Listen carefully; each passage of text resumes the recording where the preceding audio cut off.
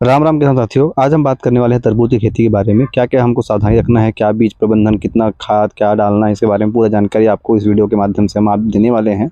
क्योंकि हम जब नए किसान रहते हैं या पुराने किसान होते हैं तो हमें कई चीज़ों का ध्यान नहीं दे पाते, कैसे बेड तैयार करना है, कितना खाद डालना है, क्या क्या डालना है।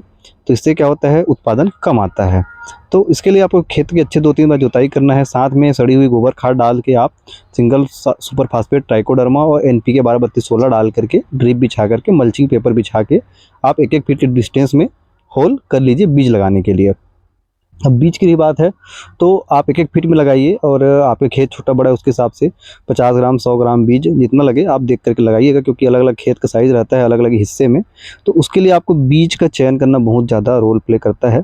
तो आप 3-4 बीज चयन कर सकते हैं, जिसमें आपका आता है सिजेंटा का है, बाहुबली है ना, सागर किंग है।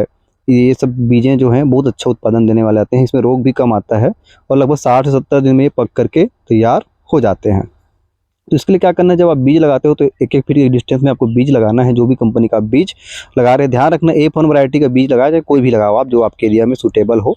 आपके दुकान में आपके आसपास किसान जो लगा रहे हैं तो उसको भी आप लगा सकते हैं, क्योंकि अलग अलग बीज का अलग अलग क्लाइमेट में अलग अलग रेजिस्टेंस होता है। जब बीज पौधा उग जाए तो आपको क्या करना है, शेड्यूल तैयार करना है। तो उसके लिए आपको क्या करना है, 19-19 का ड्रेंचिंग, साथ में आपको माइक्रोन्यूट्रिएंट अमीनो एसिड का साथ में ड्रेंचिंग आपको करना है। अब एक फंगिसाइड जिसमें कॉपर ऑक्सीक्लोराइड का डालना, ताकि शुरू में क्या होता है इसमें तना गलन की शिकायत बहुत ज़्यादा देखने को मिलता है। और स्प्रे में आप इमिडाक्लोप्रिड और एक फंगिसाइड में रिडोमिल गोल्ड का स्प्रे आप कर सकते हैं। इसमें मकड़ी का भी शिकायत आता है तो देख करके मकड़ी के लिए आप स्प्रे कर सकते हैं। बाकी आपको 15 से 20 दिन में शेड्यूल बनाना है, और शुरू के आपको 1 महीने आपको 19-19 का शेड्यूल करना है जब तक फूलना है।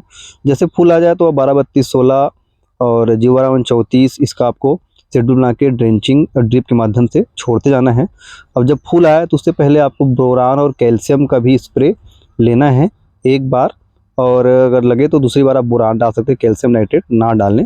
साथ ही साथ देखना है इसमें एक कॉलर रॉट, रूट रॉट, मतलब जड़ की समस्या, सूखने की समस्या आती है पौधे की, तो उसके लिए भी आप फंगिसाइड बीच बीच में चलाते रहें।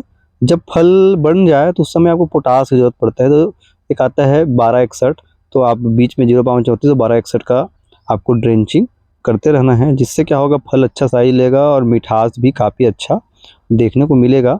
लेकिन आप ध्यान रखना, जब फल बनते हैं उस समय एक लाल कलर की मक्खी आती है जो पौधे में क्या, फल में क्या करती है, डंक लगा देती है। तो उसके लिए आपको एक ट्रेपर आता है, चॉकलेट साथ में उसमें रहता है, उस आपको क्या करना है, लगाना है उस ट्रेपर को, जिसमें क्या होता है वो कीड़ा अंदर आता है, जिससे आपका उत्पादन कम से कम 70% नुकसान होने से बच जाता है और आपको दवाई छींटने की ज़रूरत नहीं पड़ता है। उस ट्रेपर का फ़ोटो इसमें आपको मैं लगा के दिखा दूंगा। बाकी आपको पानी का प्रबंधन आपको गर्मी के हिसाब से हर दूसरे तीसरे दिन आपको पानी चलाना है। अगर ज़मीन पानी पकड़ रहा हो तो शुरू में भी आपको 3-3 दिन में पानी देना, क्योंकि तरबूज को पानी बहुत ज़्यादा चाहिए।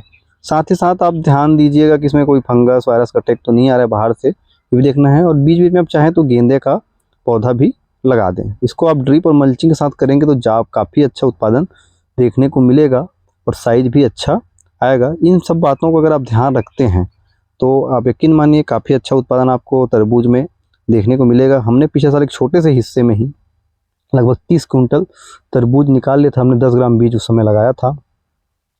तो अगर आप इन चीज़ों को ध्यान रखते हैं तो काफ़ी अच्छा उत्पादन देखने को मिलता है। उसके बाद आप चाहो तो पपीता लगा सकते हो उसी बेड में, जुताई का खर्च बच जाता है, या फिर आप और कोई कद्दू वर्गी फसल ले सकते हैं।